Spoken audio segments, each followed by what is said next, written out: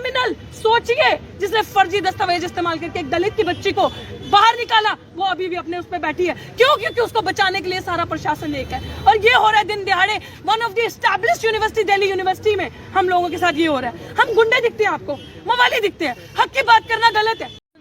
आप अंबेडकर के आइडियाज नहीं कष्ट कर सकते, अंबेडकर को नहीं खत्म कर सकते। आपने जो दलित की बच्ची के साथ किया है ये अपराध है, ये गुनाह है। आपको शूट आउट के ऑर्डर है, मारो गोली, करो हमारे साथ जो करना है। एसएचओ ने कहा, मैं बार बार बोल रही हूँ, आपके सामने रिकॉर्डेड है। एसएचओ ने कहा कार्रवाई की जाएगी लीगल हम पे। क्या सविता रॉय पे कार्रवाई करी चार्जशीट होने के बावजूद?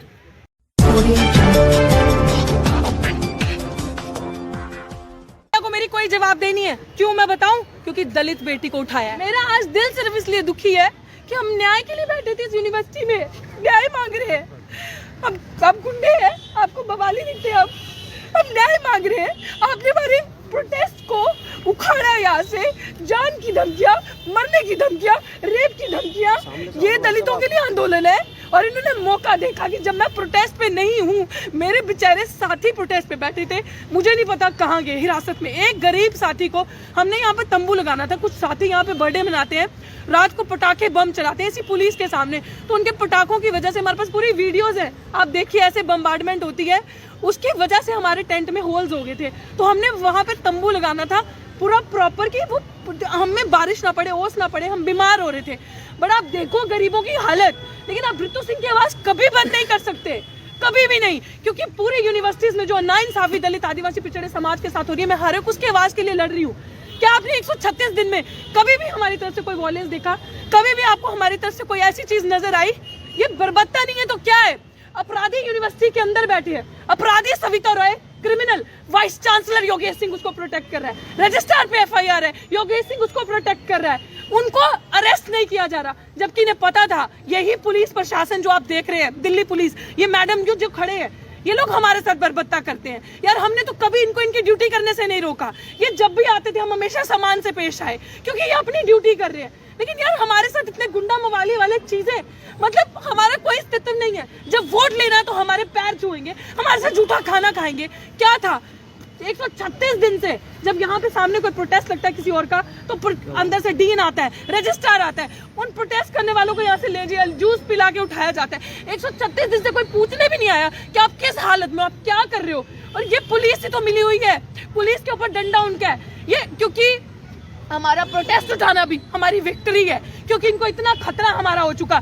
आप मुझे बताएं, अभी अगर यहाँ पे किसी संगी ने, किसी आरएसएस के बंदे ने अगर प्रोटेस्ट करना हो तो कभी 144 धारा नहीं लगेगी, सिर्फ हमें डराने के लिए। 144 शाखा, इसी दीवार के पीछे शाखा लग रही है, तब ये दिल्ली पुलिस कहाँ होती है। बट मैं आपको वादा करती हूँ, आप देखना, ऋतु सिंह मरने से नहीं डरती, डॉक्टर ऋतु सिंह पीछे नहीं हटेगी, हर मजलूम की आवाज उठाएगी।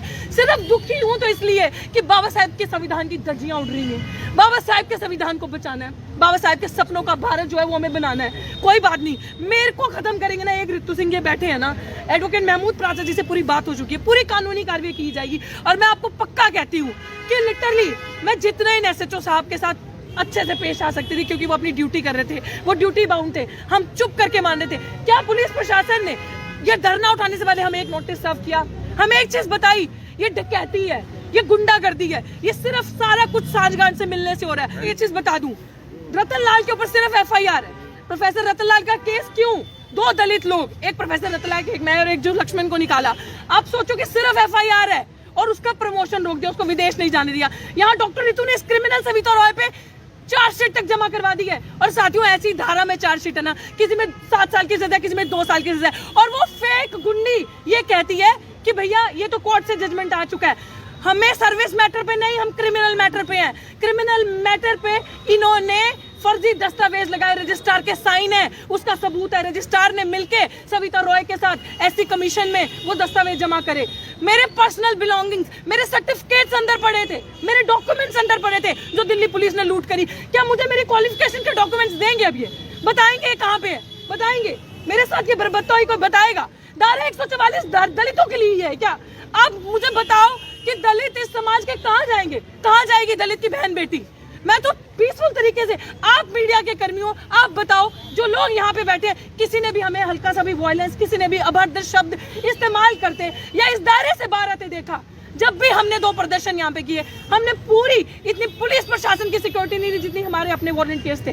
हमने कायदे में रह के, कानून में रह के किया। लेकिन क्या इस यूनिवर्सिटी को ऐसे ही बिकने दे? क्या टैलेंट इस यूनिवर्सिटी के अंदर नहीं रहेगा? वो लोग इस यूनिवर्सिटी में आएंगे जो पैसा देकर आ रहे हैं। आरएसएस के गुंडे इस यूनिवर्सिटी में आकर रहेंगे। हम नहीं रह सकते इस यूनिवर्सिटी में, हमारा कोई अस्तित्व नहीं है इस यूनिवर्सिटी के अंदर। अब एसएचओ साहब यहाँ पे खड़े हैं, पुलिस प्रशासन पे कार्रवाई होगी। कल आप सारे साथी हमें कोर्ट में मिलो, मैं आपको बताऊंगी कि कड़ी से कड़ी कार्रवाई की जाएगी। जिन्होंने भी कानून की उल्लंघना करी है वो लोग हिरासत के पीछे जाएंगे। अब इन्होंने हमारे सब्र का बांध तोड़ा है, इन्होंने इस तरीके की हरकत की है। एक दिल्ली यूनिवर्सिटी की प्रोफेसर हूं मैं, जो योगेश सिंह का कद है, जो सविता रॉय का कद है, वो मेरा कद है। मैं भी असिस्टेंट प्रोफेसर हूं, प्रोफेसर मतलब प्रोफेसर। मेरे बच्चे मेरे साथ खड़े हैं। आप कैसे एक क्रिमिनल, सोचिए, जिसने फर्जी दस्तावेज इस्तेमाल करके एक दलित की बच्ची को बाहर निकाला, वो अभी भी अपने उस पर बैठी है। क्यों? क्योंकि उसको बचाने के लिए सारा प्रशासन एक है। और ये हो रहा है दिन दिहाड़े one of the established university, Delhi university में हम लोगों के साथ ये हो रहा है। हम गुंडे दिखते हैं आपको, मवाली दिखते हैं। हक की बात करना गलत है, हक की बात करना गुनाह है। लो आओ मारो, चलाओ डंडे हम पे, मारो हमें। क्या कर सकते हो आप? यही है ना आपके पास, मार लो यार। एक ऋतु सिंह खत्म करोगे ना अब यहाँ से, अब आप देखना इनकलाब कैसे होता है। अब कितने ऋतु सिंह को और खत्म करोगे? नहीं कर सकते आप हमारी आवाज बंद। आपने जो आज काम किया है, जो आज आपने हमारी दुखती रग दबाई है, आपने जो हमारे साथ ये अपराध किया है, ये संविधान को आपने तोड़ा है। और बाबा साहब की फोटो फाड़ी गई है, बाबा साहब का अपमान किया गया है। बाबा साहब की फोटो को जो पैर से फाड़ा गया उसकी वीडियो हमारे पास आ चुकी है, मैं आपको वो भी दिखाऊंगी। अब वो वीडियो के सामने हमें नहीं पता क्या, आप बाबा साहब का जो बड़ा पोर्ट्रेट आप देखना, उसके नीचे फटा हुआ पोर्ट्रेट है, वो हम भी आपको दिखाएंगे। इनको नफरत है।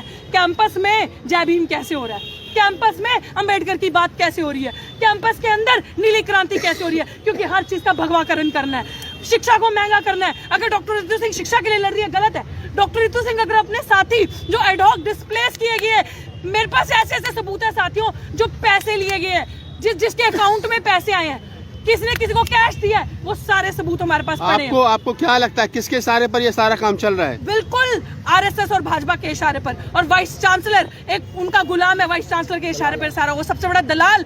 पूरे तरीके से वाइस चांसलर मिलके ये साजिश करी गई है। सविता रॉय को बचाया जा रहा है क्योंकि सविता रॉय ने भरपूर पैसे खाए हैं। एक अपराधी, आप बताएं मुझे, किस बेसिस पे अमेरिका में जा सकता है? उसके ऊपर सर एफआईआर नहीं, चार्जशीट जमा है। चार्जशीट, अगर आप वो धाराएं देखेंगे जिनमें मैं बार बार चिल्ला रही हूँ कि ऐसी धाराओं के बावजूद अभी कुछ पता चला है आपके साथी कहाँ हैं? अरनेश कुमार की जजमेंट जो दिल्ली पुलिस ने क्या क्या कहा है कोर्ट को ये कहा है कि बहुत बड़े कॉलेज की प्रिंसिपल है, इसलिए हम अरेस्ट नहीं कर रहे।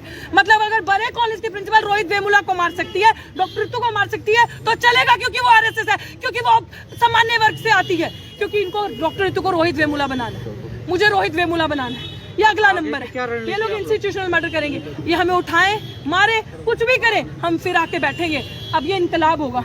अब इन्होंने ये हरकत की है ना, अब ये जन आंदोलन में बदलेगा। आप देखना, जो इन्होंने ये हरकत करी, ये डकैती करी, मेरे साथियों को गिरफ्तार किया, यहाँ से गरीब मजलूम, सब दलित के बच्चे गरीब मजलूमों को उठाते